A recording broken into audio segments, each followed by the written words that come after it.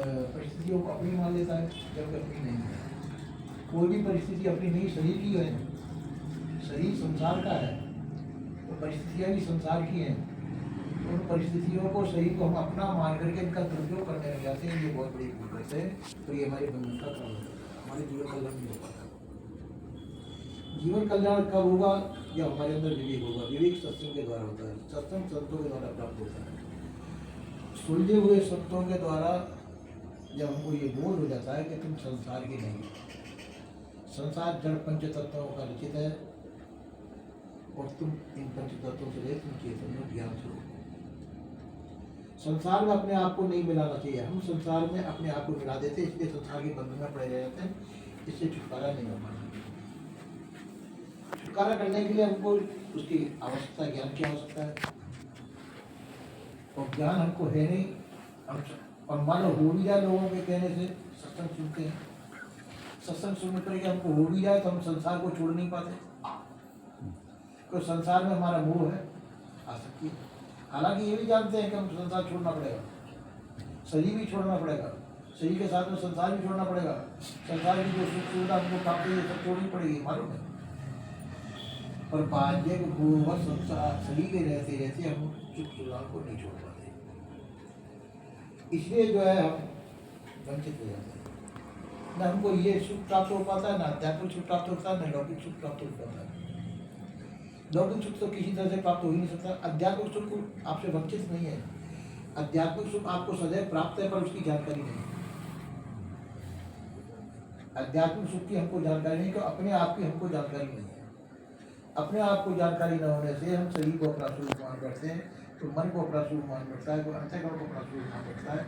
ये बहुत बड़ी भूल करते हैं और अपने घर से हम वंचित रह जाते हैं। सत्संग के द्वारा ये पता चलता है कि शरीर तुम नहीं हो। शरीर तुम नहीं तो संसार की कोई वस्तु भी तुम्हारी नहीं है। तो शरीर संबंधी, संसार शरीर संबंधी है और तुम संसार से अलग हो। इसलिए संसार के ऊपर अपना आधिपत्य छोड़ दो तो आप स्वतंत्र हो जाएंगे, और स्वतंत्रता स्वाधीनता ही आपका कल्याण है। पर ऐसा हम नहीं कर पाते। हम संसार को भी नहीं छोड़ पाते और कल्याण चाहते हैं, ये बहुत बड़ी भूल है। तो व्यक्ति जो वास्तव में देखा जाए तो उससे पूछा जाए तुम कल्याण चाहते हो संसार, तो हर व्यक्ति ये कहेगा, कह तो देगा नाम कल्याण का, पर कब तो कल्याण जब होगा जब संसार छोड़ो तो कोई तैयार नहीं होगा। शायद ही कोई तैयार होगा। तो उसके लिए त्याग चाहिए, वैराग्य चाहिए, बोध चाहिए, विचार चाहिए। त्याग, वैराग्य, बोध, विचार के द्वारा जब हमको ये मालूम पड़ता है कि संसार में कुछ है, संसार से छूटने वाली चीज़ हमारा स्वरूप है ही नहीं, छूटा हुआ ही है। तो जो चीज़ हमको प्राप्त हो सके, प्राप्तव्य को प्राप्त करना चाहिए। वो प्राप्तव्य प्राप्त पहले से ही है, प्राप्तव्य अपना स्वरूप रूप पहले से ही प्राप्त है, और संसार कभी प्राप्त हो नहीं सकता है।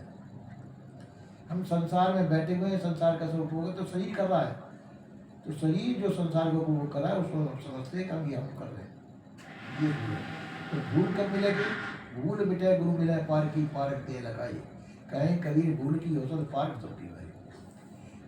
उस पारक ही ज्ञान को, वह ज्ञान को हम नहीं जान पाते बिना सत्संग के, बिना गुरु के, और हम भूल में भटके रहते हैं। और जान भी जाते उसको पसंद नहीं करते हैं।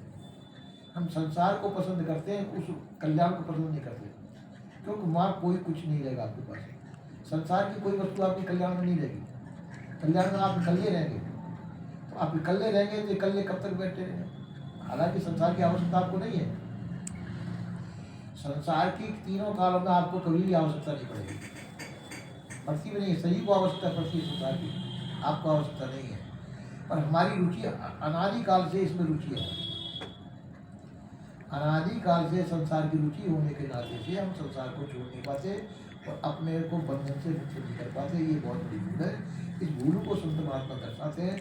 अगर ये भूल हमारे समझ में आ जाए तो हम संसार से अपना जीवन कल्याण कर सकते हैं, और वरना नहीं। इसी प्रकार से चलते चले आए, चलते चलेंगे जब तक कल्याण नहीं होगा। जब तक सदगुरुदेव कहते हैं कि जीवन अपना जीवन कल्याण करें।